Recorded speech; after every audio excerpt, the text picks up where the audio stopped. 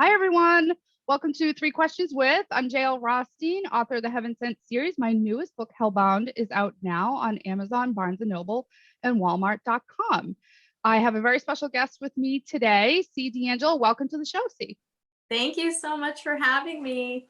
I am so excited to talk to you. This is our second time going through the show together. We are social media friends, colleagues, we're fellow writers, and you have a brand new book coming out at the end of July called The Difference. So tell the audience about your book. Yes, about a woman that has it all on paper, but still feels a sense of emptiness. And so she realizes she wants to learn more about her family history. And she goes on an ancestry mission to try to find out why her Italian immigrant grandpa was so secretive about his immigration. That sounds very exciting. Sounds like we have a little bit of a mix there where we're going to have some talk about people's ancestral backgrounds, so history backgrounds, maybe a little touch of a love story, and maybe a Yes. bigger introspective look, someone finding themselves, like that type of journey. Definitely. Yes. Rachel is my main character. And if she doesn't try to help herself, she is getting more and more withdrawn from her loved ones. And it is now affecting her boyfriend and her. And something needs to change. And that has to be within herself. No one can do it for her. So she's going to try to help herself and learn a little bit more to gain clarity for the future. That's awesome. So that is super exciting. So tell the audience a little bit about the inspiration for this book. This book has been a work in progress for a very long time. I got the idea in 2012 and I started it in January 2013.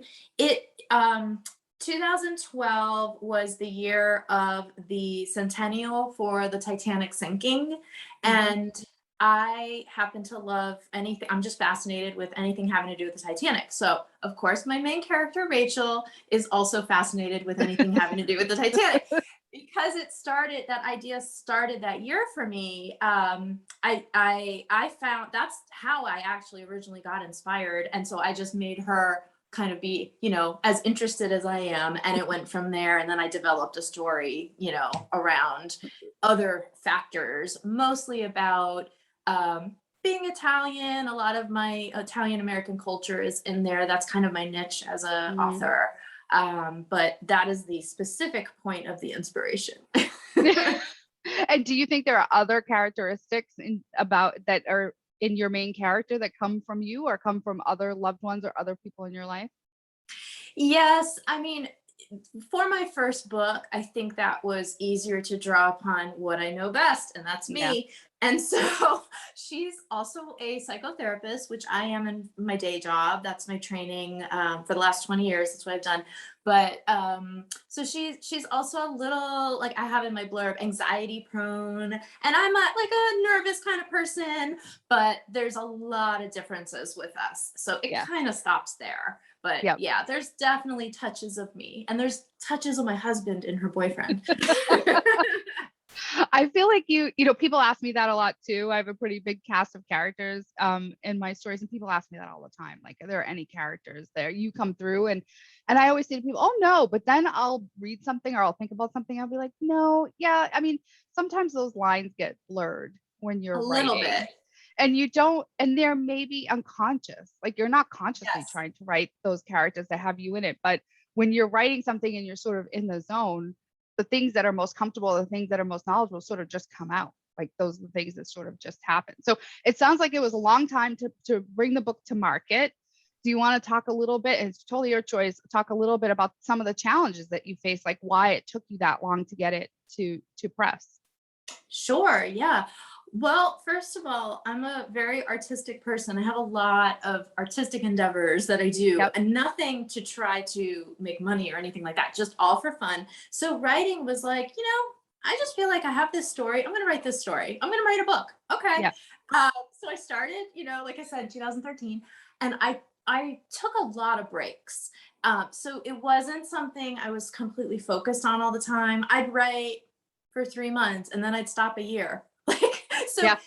It took 5 years to finish the first draft. But as I got more serious about it, it became like every weekend, because again, I have a day job, so it was a little hard. And then I didn't want to look at anything out there in the world of how to get published because anxiety prone, I would freak out and I Yeah. would say, oh no, oh my gosh, I don't know. I don't know what to do. I can't write this. So I made sure I finished that draft. Then I got my social media sites. Then I looked into how to do it and whatever. So from that point on, I edited for another year.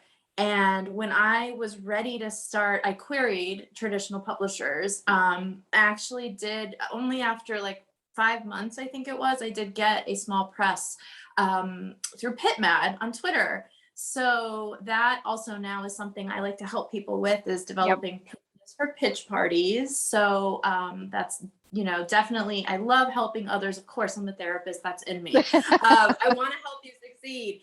Yeah. So anyway, so from that point on, I was with a small publisher, but I ended up just going on my own this year Yeah. and self-publishing now to get this done. Yeah. So talk a little bit about that because, as a self-publisher, I personally love all of the facets that I've gotten to learn, this whole process from beginning to end. And just like you, I have a full-time job, an accountant. So nothing in the publishing industry, nothing in the publishing world. But talk a little bit about your journey as a self-publisher and what parts of it you really like and what parts of it were maybe challenging for everybody who's listening out there who wants to self-publish. Yeah. Well, I needed to learn it very quick because I wanted this book done this summer. And so when I decided to self-publish, I was like, okay, what do I need to do? And the friends of the writing community are amazing. I mean, Mhm. it is, I just got chills because they are so kind and they Yeah. want you to succeed also. Yeah. That's all we ever want. Like none of us are in competition with each other, you No. know? So my friends, I was like, okay, who's your editor? How do you do this? And like where do I start? So I had kind of a crash course in it. But I got it together. I got my schedule of okay, cover artist, editor, proofreader, formatter, all this stuff that I had to learn. And I've really enjoyed that I know what's happening because Mhm. now it is, if I say it's this day for me to do something, it's that day. Nothing holds Yeah. me back. I know when I put things on websites, like this is the money I'm going to get eventually when the book sells. Like I know every step of the way and have control of every step of the way. So it's really interesting because I never really thought about self-publishing. And now I may stick with it depending on how Mhm. this goes. For my Right. second book, I might. I don't know. Like I like a lot about it. Yeah. Yeah. I mean, I'm the same. I'm with you. But I don't have that anxiety part of it, but I have controls issues. Like I want to control. Like I want to know. Like I don't want you to make the decision for me. Like I want to make the decision for me, even if it's a bad one. And I've made plenty of them in terms of advertising, in terms of Mhm. going to certain bloggers or certain sites to get them to tweet things for me. Like I've made plenty of mistakes along the way, but I want that to be me making that choice, me making that decision, and then learning from that mistake and hopefully never making that same mistake again. So I'm with you. I like all those control aspects, but I know it can be very overwhelming for people when it may be a little disappointing when they go out to the market and they can't get a publisher and then it's like, okay, I guess I'll self-publish. It's almost like a second choice, but I feel like the industry is Yeah. changing a little. I feel like there's more and more people making that choice to not even bother, making that choice to become self-published because there are so many people in the writing community that are doing it and that are welcoming and that are rooting for them. So, and that's great. And look, that's how we met. That's how we met was on Yeah. social media in the writing community, which has been so supportive and so amazing to me. And I try to pay that forward every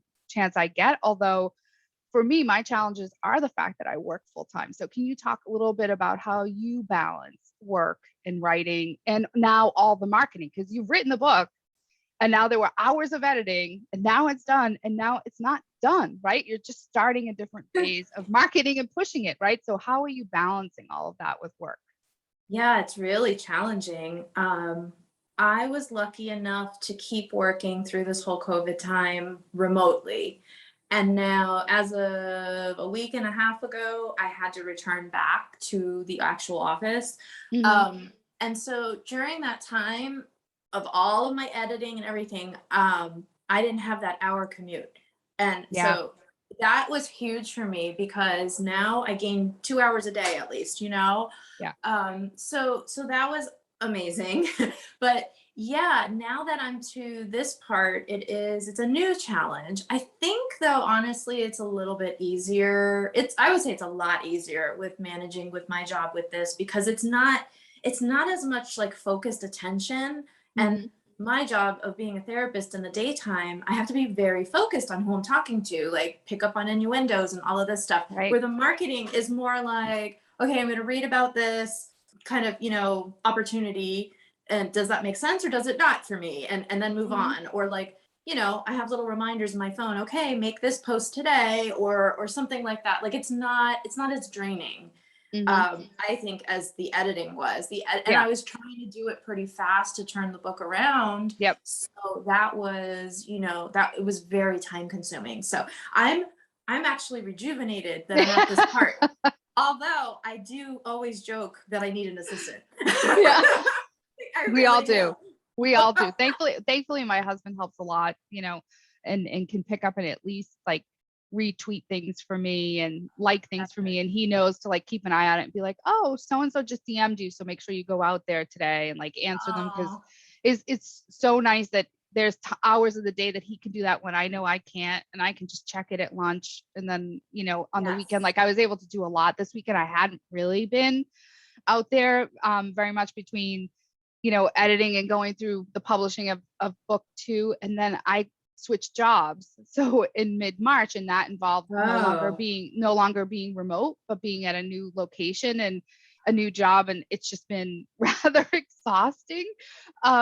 But I was going to ask you, we were talking about the marketing. What about sales? What about, how do you feel about you being your own salesperson, like having to be a salesperson, like having to go out there and potentially talk to people about the book or do a reading or, get in front of people and be like, buy my book. Like if you were at a show or something like that, like buy my book. Like, how are you preparing for that? Or how do you feel about the fact that you are your own salesperson? Like you are your own number one salesperson.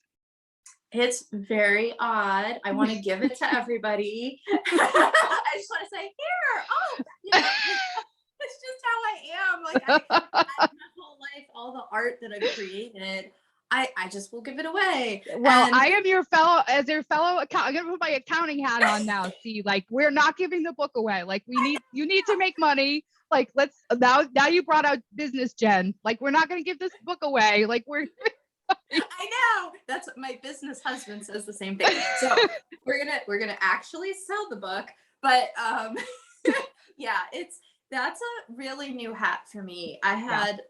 I've never been in the business world. I did have a little soap making business for a while, a long time ago. And that was like the closest thing to it. And that was a very different thing. And I found out that kind of item I do want to just give away. Like it's just that Yeah. was too hard for me to process. But this, I've worked my behind off, and Yeah. I definitely want to see some reward for that. Yeah. So yeah, I'm just gonna have to push myself, and I do at least have a kind of a natural ability that I'm very excited about it. That whenever I'm talking to someone, I might say, yeah, I wrote a book, or oh my gosh, like that's in the book I wrote, or whatever. So then it Yeah. kind of leads into the conversation. Yep. But even on my social media, I rarely will post like, okay, here's the book to buy. I probably do a lot more of here's a topic within the book, and if Yep. you're interested, here's links for the book. Like I'll probably do things like I don't have the links yet, but I'll probably do things like that. Yeah. Yeah. Here are I the actually think that's parts. better. I actually think that's better as someone Okay. who's been doing this, because I've seen the people who put, especially out on social media, who put, buy my book, buy my book, buy my book. They're not selling any books. So I do think Yeah. there's a line where you're saying, hey, here's my book and what's available, but you're sort of talking around it. So you're always keeping it topical. Yes. And in between, me personally, I'm always trying to stay in like a grateful space. Like this is a thing for me over the past several years, like trying to be present, trying to be grateful for where I am, Mhm. trying to whatever it is. So I'm always trying to sort of share that and align myself with other people. So there's other things on my social media feed that are not by the book. And so it's a balance between talking about these Yes. other topics, supporting other people, talking about gratefulness mindset and learning about that and trying to stay in that space, because this can be very traumatic. And it sort of leads into what we were talking a little bit about before I hit the record button, which was, going through the trauma of editing and then going through what is a public trauma in poor reviews. And I was telling you that I just experienced my first couple of poor reviews with 1 and 2 stars. And so they happen to everybody. And what could you maybe share with how you're going to prepare? And maybe you have experience in this as a therapist of how you're going to, get through those challenges. Like, how did you get through the editing challenge, and how are you going to prepare yourself to get through the review challenge? Well, I know with the editing, my gut reaction would usually be like, what? No. But then I have to let it sit a few minutes. I may get up and get a drink or just walk away for a second, or it may come the next day. And typically the editors are correct, Yeah. they really are. And then it's like, okay, yeah, okay, I need to do that. But it just feels so overwhelming sometimes when it's, like a lot of things that you need to change, and Yeah. they're not just like put a comma here. They're big things. Yeah. So it could be very overwhelming. So I know that now about me, that usually if I let it kind of sit, it's going to be okay. And probably I'm going to follow that. Now, with the reviews, I don't know yet. So far, knock on wood, they've been really good. Knock on all the wood we have. Yep. Oh my gosh. Yeah, I've had a lot of really great bookstagrammers and just like e-arc readers, basically, is what's happening right now. And so wonderful, but I am like bracing, and I kind of don't know if I'm, like I need some quotes right now, and I'm gonna put it on my website and things like that, but I don't know if I'm gonna really be looking very much. Honestly, I've heard that it's maybe not the greatest idea. So I still, the jury's out. I don't know how I'm gonna handle it yet, Well, it's definitely hard. I talked a little bit before we hit record about the editing process and how I knew it was going to be difficult because I didn't have this background. I've taken a couple of courses in creative writing and was toying with going back to get my master's in it. And I still may do that just because I really enjoy it. I really enjoyed the classes that so far that I've taken. And I knew that I had a lot to learn. I didn't have any of this in my background. I didn't do this for work. I didn't go to school for any of this. That wasn't a minor or a major of mine at all. And so I knew there was a lot. And so I was prepared to that extent to learn a lot. And I have learned a lot, but not everything. I think I'll probably spend the rest of this writing career learning what other people can learn doing it full time for 5 or 10 years. And I look forward to that. I like that. But the reviews are tough because that's the number one thing you have for sales, right? Is like, if you're going out there and you're pushing your sales, or you want to go to like a Barnes and Noble and you want to say, hey, Barnes and Noble, put my book in your stores. They want the reviews. They want to know what your reviews are. They want to know what that looks like. And so I'm always preaching, give a review, give these authors reviews, but be kind. Like don't if you don't like a book, that isn't necessarily a 1. That isn't necessarily a 2, or maybe you don't necessarily have to share that with the world. But I do think that it's something that, because it's so key to sales for an independent author, you can't really strip it out and like act like it's not going to matter, because it actually almost matters more, I think, towards sales than the other things. I don't know how you feel, but I look at the world in 2 spaces where it's like you've got sales and you need to sell, and you're probably going to need to run ads, and your good reviews are going to, dictate where that book goes to some extent. But then you have like your author platform, and you have who you are and what the brand is. Who is C. D'Angelo? Like, what is that brand? And so I kind of look at those 2 things as different. And I don't know how you feel about social media, but it hasn't really driven sales for me personally, but it's driven the brand. Like, it's driven the brand of JL Rossini. Like, what are you going to get? Who is she? What is she like? What is it like out here for her other than just the books? So I don't know if you've given that much thought about those 2 worlds and how you're going to utilize them for those 2 things.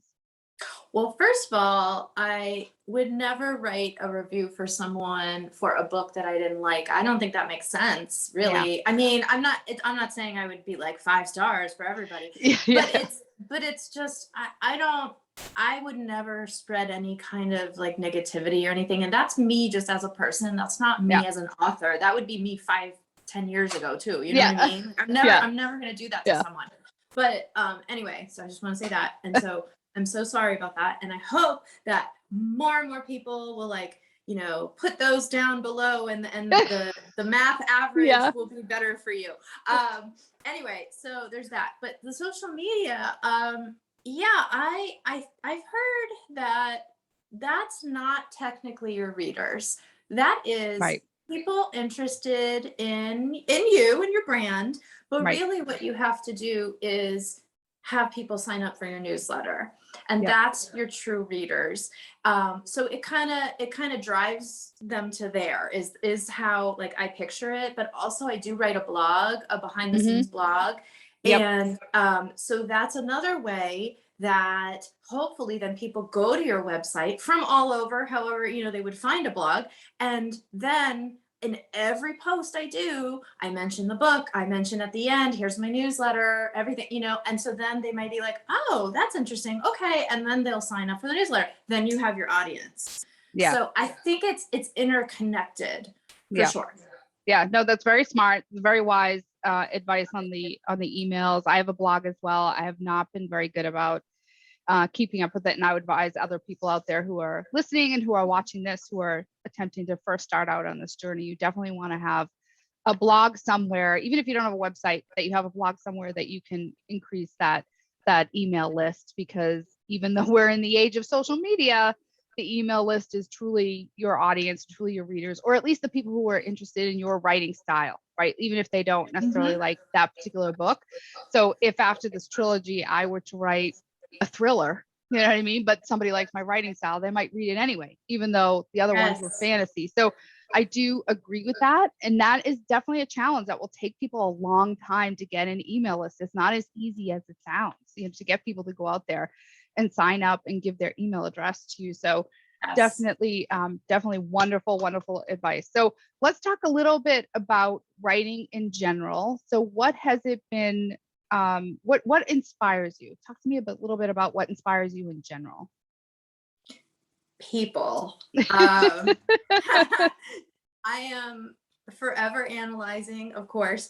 And I think that I have I have kind of a leg up a little bit with how my career's been, where I can get into the inner workings of someone's mind a little bit. Yeah. Yeah. So I think that inspires me more than anything. I'll have like a character come to me, and not necessarily even how they look. That kind of comes last for me, but like their spirit, their personality, their quirks, things like that. And then it kind of flows into the story and everything. But it'll be people. So it might be someone I meet, but it just might be a character on a movie. And then it like, will kind of cut to like the character for me, and not at all like that character, but it's like the jumping off point. Mm-hmm. Yep. Does that make sense? Yeah, totally. So what about like art and music? So do you find, obviously a lot of people find inspiration in those. Do you listen to music when you write? No, I can't. Yeah. I come from a very musical family. I play instruments. I love music, but I cannot listen while I'm writing. Editing, possibly, but it has to be, like classical or spa Yeah. music Yeah. or something Yeah. like that. I can't have words. Yeah. So yeah, it's really interesting to me, and I still haven't figured this part out about me, but how, a lot of authors have, this is my playlist for the book, Yeah. or, Yeah. I can't do that. I don't know. Like I could tell you a few songs maybe, but I haven't connected that yet. Although the third book I'm going to write is going to be about a musician, so we'll see about that. Yeah. So maybe that one will most definitely have a playlist. Yeah, it's interesting. I don't know if it'd be a whole entire playlist, but I'm the same. I can't have it on while I'm actually typing. I could never have words because those words I'll start typing them. Like, Yes. so my brain doesn't do that whole disconnect thing where I know there's people, especially younger people, that can have music on while they're doing their homework. I don't get that. Like, I could not have words playing while I was trying to read something or while I was trying to write something in particular. But I could do classical music, but in general, depending on what scene I'm writing. Now, I have found inspiration in music where I'll hear a certain song and I'll hear certain words in the song or the certain beat of a song and be like, oh my goodness, that's Kelly's character, like in a nutshell, or that's Genevieve in this moment, what she was thinking about. So the sum of that, for me, that would make it onto the playlist. But like big fight scenes, I love to listen to like epic music, like what's on I could see YouTube. that. Yeah. So it's like you get yourself kind of in that moment and then you shut it off and then you write the scene. But yeah, I know there are people that I have talked to that are like, oh no, I put it on and I listen to it and I write the whole thing to it. And I'm like, I unfortunately could not do something You know like what's that. funny though? This title's from a song. like I don't have songs for it, but it came from a song. I don't know if you remember in the 90s, the Wallflowers. Oh yeah. There's a song called The Difference. And when I heard that, for the millionth time, one time years ago, I was like, that's my title. It just like clicked for me because it's like a perfect title for this book. Yeah.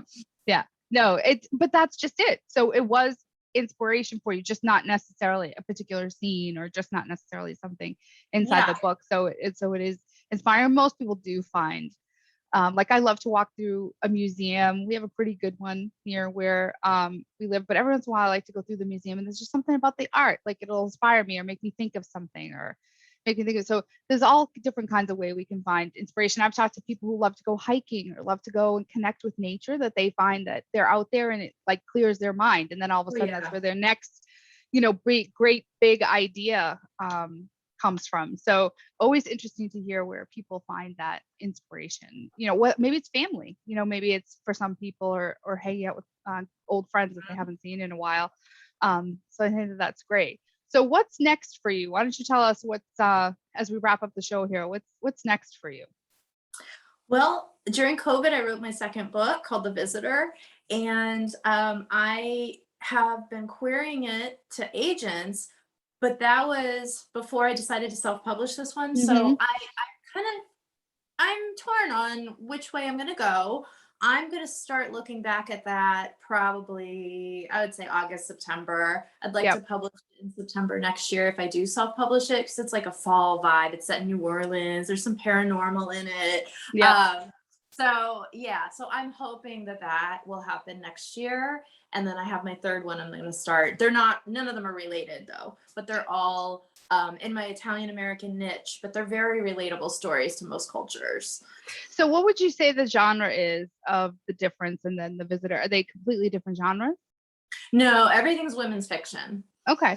So women's fiction is always going to be about an emotional growth of the main character. So it could be a man, but I just happen to write women more. I mean, I understand them more.